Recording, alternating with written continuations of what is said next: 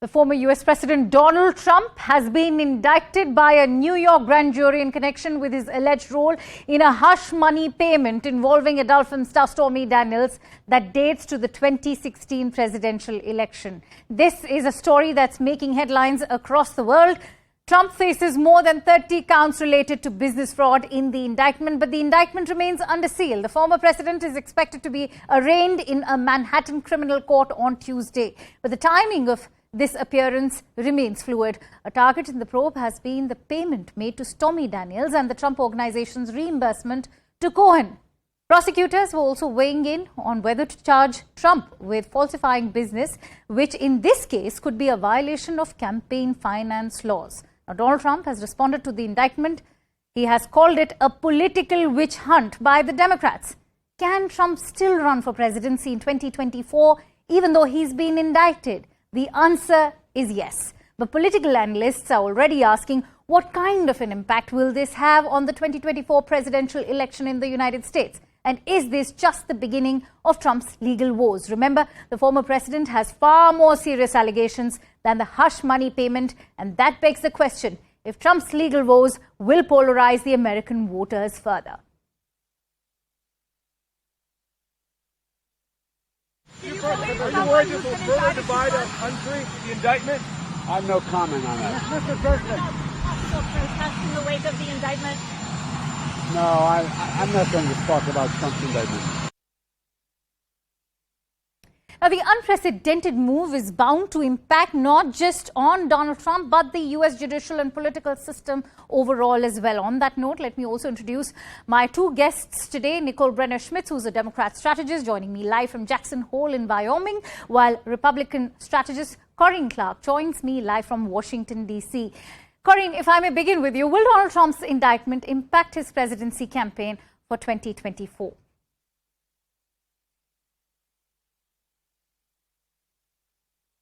Yeah, I think this indictment will have a huge impact on Trump's campaign for president, and it will be positive.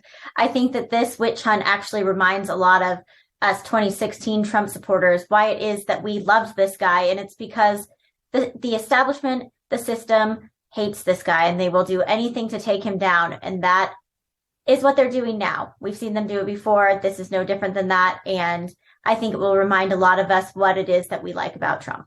All right, Nicole, if I could bring you in, how will the indictment impact Trump's supporter base and the grand old party as well?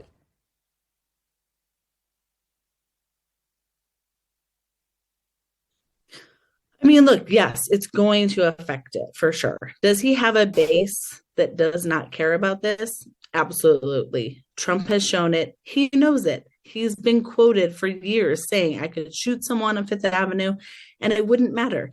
He has a base that is so dedicated to him. But the Republican Party is going through a trauma. They are deciding, do we really want this to continue to be our leader who cannot win a general? Or do we want to change course? And changing course has multiple choices. There's a DeSantis who is very Trump-like, or there's a more moderate version. And that is what the Republican Party needs to decide for themselves right now. What do they want their future to be? But Donald Trump, as we've seen, people who mimic him, Kerry Lake in Arizona, Jim Merchant in Nevada, they run, they lose. They're not winning generals. They're winning primaries. So the base, they have a problem with their base and they have to figure that out. But these people are not winning generals. Corinne, former U.S. Vice President Mike Pence has said that the indictment of Donald Trump sends a terrible message and will encourage dictators to abuse power all over the world. What are your thoughts? I think that was one of the strongest statements that we've seen from Mike Pence in a number of years, and I am happy that he said that because he is absolutely right. This indictment sets a terrible precedent for American politics for years to come. What they are trying to do is indict President Trump to impact his campaign because they are under the false assumption that it will negatively affect his campaign. What that means is that they are trying to pull the strings on who is allowed to serve in office. and they are trying to say that they don't think that Trump should be allowed to serve. So they will use the entire system, our justice system, for this terrible injustice to keep somebody that the people want to run for office, to keep them from successfully doing so. Nicole, how do you view Pence's comments, considering Trump is the first former US president to become a criminal defendant?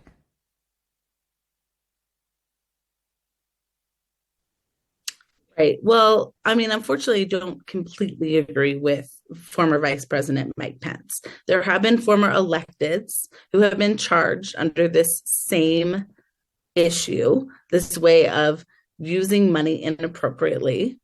He is right. It's the first former president, but it's a triumph to the American justice system that when you are a former president, you are still not above the law. And a jury of his peers, regular American citizens, decided that this moves to indictment. He's not guilty. This is our system. He will now move to a trial. He will now go through the judicial system that the American process has decided is a fair and a way that every American, whether you are a former elected or, for lack of a better word, a Joe Schmo, gets to go through if you break the law.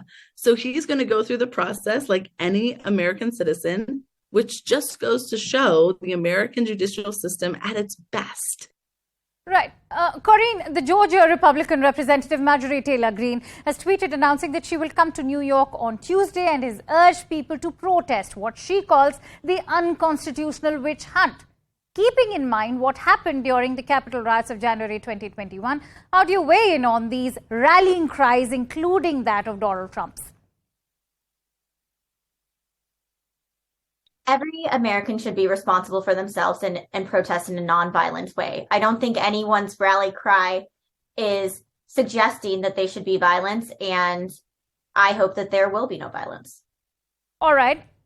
I bet Nicole begs to differ. Nicole, I'd like to hear your thoughts. Should Americans be concerned about their safety?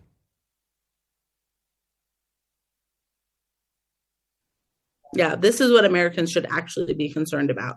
The idea that elected officials are calling for violence, whether it was in fact Donald Trump on January 6th or Marjorie Taylor Greene now in New York over this, when this is the American judicial system, is what Americans should be angry and concerned about. We have a peaceful process. Let the peaceful process go through its stages. Calling for violence is exactly what has led America to have a situation where we are experiencing, I'm sorry, I tear up, school shootings. Once a week, we're watching our children be murdered. This call to violence is exactly that kind of rhetoric that is leading to these issues. So Marjorie Taylor Greene needs to understand that she is part of that problem by calling people to violence. Call people to a peaceful protest if you think that is what's needed. A peaceful protest is what America is about. But we have a judicial system. Donald Trump is in the middle of a fair and peaceful judicial system right now. I'm really sorry, Nicole, that you have to witness such a day in the United States. Having said that, many thanks to you, Corinne and Nicole, for joining in on World 360. And with that, I shift